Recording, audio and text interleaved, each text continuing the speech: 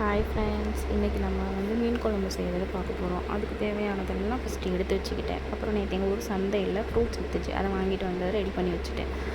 அப்புறம் மீன் குழம்பு செய்கிறத பார்க்கலாம். லைட்டாக ஆயில் போட்டு நல்லெண்ணெயும் சேர்த்துக்கோங்க. நல்லெண்ணெய் சேர்த்தா நல்ல ஃப்ளேவர் கொடுக்கும். ஜீரகம், சோம்பு, வெந்தயம் இதெல்லாம் ஆயிலில் போடணும். அது இல்லாமல் இந்த இன்க்ரீடியன்ஸ் எல்லாமே எடுத்துக்கோங்க.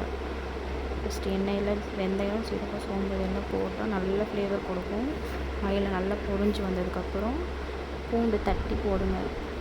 அரைச்சி போடுறத விட தட்டி போட்டால் இன்னும் நல்ல ஸ்மெல்லு, ஃப்ளேவர் நல்லா கொடுக்கும். குழம்பு நல்லாயிருக்கும்.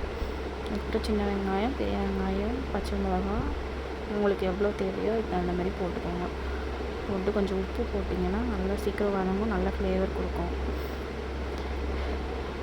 ஃபஸ்ட் டைம் வீடியோ எடிட் பண்ணுறேன். சப்ஸ்கிரைப் பண்ணுங்கள், சப்போர்ட் பண்ணுங்கள். நல்லா கிளறி விட்டுட்டு தேவையானதெல்லாம் போட்டு நல்லா கிளறுங்க. நல்லா வதங்கி வரணும் வெங்காயம். சைடு பை சைடு சாதம் வச்சுக்கிட்டேன். எங்கள் வீட்டில் காலையிலே செஞ்சுருவோம். என் பொண்ணு ஸ்கூல் போகிறா, என் சிஸ்டர் நர்சிங் ஹோம் போகிறாங்க. அதனால் 2 பேருக்கும் சேர்த்தே செஞ்சுருவேன். இன்றைக்கி என் பொண்ணுக்கு லீவு, அதனால் லேட்டாக தான் சமைக்கிறேன். தக்காளியும் சேர்த்துக்கோங்க. தக்காளி சேர்த்து நல்லா வதக்குங்க. நல்லா வதங்கி வரும்போது தேவையான மஞ்சள் பொடி, மிளகாத்தூள். நான் எங்கள் வீட்டில் தனியாத்தூள், மிளகாத்தூள் சேர்த்து அரைச்சி வச்சுக்குவோம். காரம் ரொம்ப சேர்த்துக்க மாட்டோம். அதனால் இப்படி அரைச்சி வச்சுருக்கேன். அதை சேர்த்துட்டு நல்லா வதங்கணும்.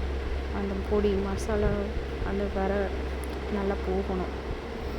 அப்புறம் புளி தனியாக கரைச்சி வச்சுருக்கேன், அதையும் சேர்த்துக்கோங்க. பழைய புளி, புது புளி எதுனாலும் நல்லா சேர்த்து ஈக்குவல் குவான்டிட்டியில் சேர்த்து நல்லா கலந்து போட்டுக்கோங்க.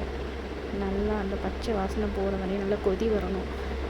சைட் பை சைடு நான் மாங்காய் எனக்கு போட்டால் ரொம்ப பிடிக்கும். அதனால் மாங்காய் என் பொண்ணுக்கு ரொம்ப பிடிக்கும். அதனால் கட் பண்ணி வைக்கிறேன். தேவையான அளவு உப்பு போட்டுக்கோங்க. அந்த குழம்புக்கு நல்லா கொதி வரணும். கொதி வந்ததுக்கப்புறம் தான் குழம்புல மீன் போடணும். காலையில் பிரேக்ஃபாஸ்ட்டுக்கு தேங்காய் சட்னி ரெடி பண்ணிட்டு இருந்தோம்.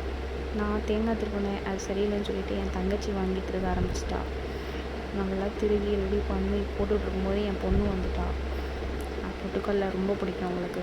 சக்கரை போட்டு கொடுப்பேன், நல்லா சாப்பிடுவான். நானும் சட்னி அரைக்கிறேன்னு சொல்லிட்டு வந்துட்டா. அவளும் போட்டு விளையாடிட்டு இருந்தா. அது கூட தேங்காய், அதுக்கு தேவையானதெல்லாம் ரெடி பண்ணிகிட்டு இருந்தோம்.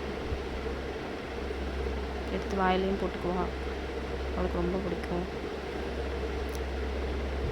தேங்காய் எல்லாம் அரைச்சி திருவி வச்சுருக்கத மிக்ஸி ஜாரில் போட்டு இன்றைக்கி அப்பம் செய்யலான்னு சொல்லிட்டு ஆப்பம் செய்யலான்னு சொல்லிட்டு மாவு ரெடி பண்ணியிருந்தேன். அதுக்கு தேவையானது கொஞ்சம் பூண்டு, தேங்காய் சட்னிக்கு தேவையான கொஞ்சம் பூண்டு, மிளகாய், கொஞ்சம் உப்பு, பொட்டுக்கடலை எல்லாம் போட்டு அரைச்சிட்டேன். சைடு பை சைடு மீன் குழம்பு கொதிக்க ஆரம்பிச்சிச்சு. கொஞ்சம் மாங்காயும் போட்டுக்கிட்டேன். போட்டு ரெடி பண்ணிக்கிட்டு இருக்கும்போது எங்கள் வீட்டில் எப்போதுமே ஜன்னல் வழியாக குரங்கு எல்லாம் வரும், குருவி எல்லாம் வரும். அதை கொஞ்சம் பார்த்துட்டு இருக்கும்போது நான் குழம்பு நல்லா கொதிச்சிருச்சு. மீனும் போட ஆரம்பிச்சாச்சு. வெலை மீன் தான் இன்றைக்கி வாங்கினேன். நேற்று சந்தையில் விற்றுது, அதனால் சந்தையில் வாங்கிட்டு வந்தோம். வெலை மீன் நல்லாயிருக்கும், குழம்புக்கு டேஸ்ட்டாகவும் இருக்கும். ட்ரை பண்ணி பாருங்கள். குழம்பு இந்த சைடு ரெடி பண்ணிகிட்டு இருக்கும்போது அந்த சைடு கெஸ்ட்டு வந்துட்டாங்க. எப்போதுமே வருவாங்க. மெயினாக கன்சீவாக நல்ல மாதமாக இருக்க குரங்கு தான் வரும். வந்தால் நிறைய ஃப்ரூட்ஸ், பிஸ்கெட் எல்லாம் கொடுத்து தான் அனுப்புவோம். நல்லா சாப்பிடும்.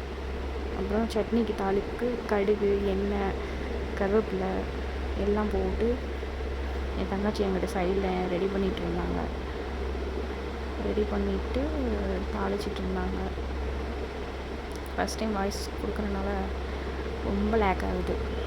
நல்லா சாப்பிட்டாங்க. கெஸ்ட்டு வந்தவங்க சாப்பிட்டு கிளம்பிட்டாங்க. குழம்பு ரெடி ஆகிடுச்சு. தாளித்து கொட்டி சட்னி ரெடி. தோசை ஊற்றினா ஓகே தான். பத்தலை, இன்னும் கொஞ்சம் தாங்கன்னு சொல்லிட்டு உட்காந்துட்டே இருந்தாங்க. என் பொண்ணு அதோட அப்படி சொல்லி அனுப்பிச்சிட்டா. திருப்பி கேட்டுட்டு உட்காந்துருந்தாங்க. மீன் வறுவலுக்கு அடுத்து ரெடி பண்ண ஆரம்பிச்சிட்டோம். தேவையானது பூண்டை நல்லா தட்டி போடுங்க. இஞ்சி போடுறதுனால போட்டுக்கலாம். நாங்கள் பூண்டு மட்டும் தான் போடுவோம். உப்பு தேவையான அளவு போட்டோம். அதுக்கப்புறம் ரெடிமேடாக மீன் வறுவல் பொடி போட்டோம். என் பொண்ணு சாப்பிட்றதுனால கம்மியாக தான் போட்டோம் எல்லாமே. அப்புறம்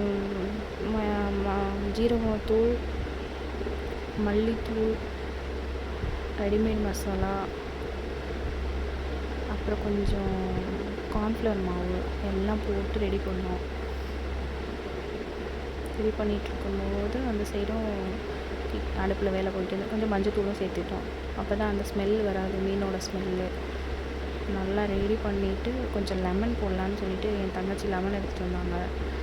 எடுத்து அந்த விதையோடு போட்டால் கசப்பு தட்டிடும்னு சொல்லிட்டு அந்த விதையை எடுக்க சொன்னேன். உடனே எடுத்துட்டு போட்டாங்க.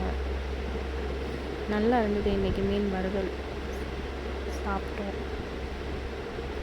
மறுபடியும் காரம் பத்தலைன்னு சொல்லிட்டு கொஞ்சம் வீட்டு பொடி போட்டோம். வீட்டில் அரைக்கிறது மல்லி மிளகாய் ரெண்டும் சேர்த்து தான் அரைப்போம். அதுக்குள்ளே மீன் குழம்பும் ரெடி ஆகிடுச்சு வீட்டில். அடுத்து தோசை ரெடி பண்ணலான்னு சொல்லிட்டு ஆப்பத்துக்கு தான் மாவு வச்சுருந்தோம். ஆப்பச்சட்டியில் போட்டு செய்கிறது ரொம்ப ரிஸ்க்குன்னு சொல்லிட்டு தோசையாகவே ரெடி பண்ணலான்னு ஆப்ப மாவு வச்சு தோசை ரெடி பண்ணோம். ரெடி பண்ணிட்டு இருக்கும்போது என் தங்கச்சி எங்கிட்ட ரெடி ஆகிட்டாங்க. தோசை ரெடி. இந்த ஸ்ப்ரெட் பண்ணுறது ஆன்லைன்லேயே கிடைக்கும். இந்த ஆயில் கண்டெய்னர் எங்கே டிஃபன் லஞ்ச் எல்லாம் ரெடி ஆகிடுச்சு. எல்லாம் ரெடி பண்ணி வீடியோ எடுத்து தங்கச்சிக்கு பேக் பண்ணி கொடுத்து குழம்பு எல்லாம் ரெடி ஆகிடுச்சு. அனுப்பிச்சாச்சு. மீன் குழம்பு ரெசிபி கண்டிப்பாக ட்ரை பண்ணுங்கள், நல்லா வரும்.